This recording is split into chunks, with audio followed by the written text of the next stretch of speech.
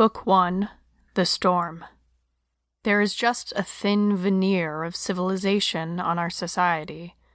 What is underneath it is not pretty, and it does not take much to peel away the veneer. You take your average suburbanite, get him excessively cold, wet, tired, hungry, and/or thirsty, take away his television, beer, drugs, and you will soon see the savage within. Like peeling the skin off an onion, remove a couple layers, and it gets very smelly. James Wesley, founder of survivalblog.com. Chapter 1, and so it ends. We overstayed our welcome. We bullied, we pushed, we invaded. And when we were done, when the world had felt our presence in every corner of it, felt our hand on their backs, shoving our way into every aspect of their lives, faiths, even their very existence, we were hated. God, we were hated. In retrospect, I can feel no real surprise for what happened next. Our time had come. For our hypocrisy, for our crimes, we each paid such a terribly high price. The world we had known, the nation that our parents had been told to be proud of, a place of fast food and freedom fries, home of the consumer, center of capitalism, world leader, it all ceased to exist. It was a slow, painful end, an extended death rattle, as we slowly tore ourselves apart and then allowed others to finish off what remained. What was left in the wreckage of the world that was?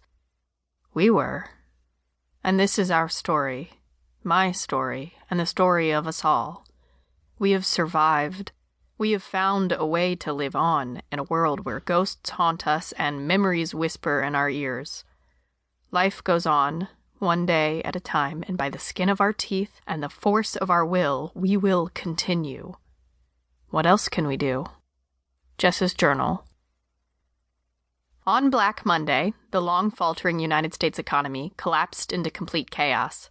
In the past few years, after states had found themselves out of money and out of options, the federal government stopped promising bailouts and instead preached state independence and more autonomy. Road projects and other public works were halted, and hundreds of thousands of state and even federal employees were left holding worthless checks their banks no longer honored. Abroad, things moved quickly as well.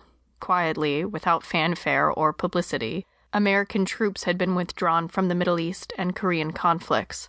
In some places, they left under cover of night, a stark, gaping hole left in their absence. Iraq and Afghanistan dissolved into civil war within days of being abandoned, while their neighbors looked on and tried to decide how to fortify their borders and contain the violence, while also finding a way to profit from the conflicts. Where had it all begun? Some said it had begun with OPEC no longer honoring the decades-long agreement to set prices and sell their oil based on American currency. Others claimed it had ended with China demanding payment in yen, not United States currency, on the billions in debt it was owed by the United States. Still others pointed far back to the strategies put into place after World War II that transformed the United States into an economic and political world power and consumer nation. However it had begun, it was all now crashing down in ruin. The United States had overextended itself and the future of its citizens, financially and politically in the hearts and minds of people throughout the world. From the not-so-benign foreign policy to the endless wars waged in the Middle East, our country, once hailed as a world leader, had become a mindless bully. We were the tyrant, the monster at the door. Where there had once been handfuls of money to seemingly any country that asked, now there was only debt and abandonment. The militias that had gone underground or been forcibly disbanded in the mid-1990s came back with ferocious fervor. Perhaps they had never really left.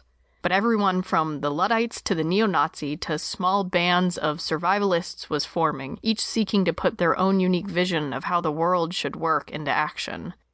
And with those thousands of voices clamoring for different methods, different approaches, combined with the financial collapse from within, abandonment by the rest of the world, and foreign banks screaming for payment, all of these things brought one of the most powerful nations in the world to its knees.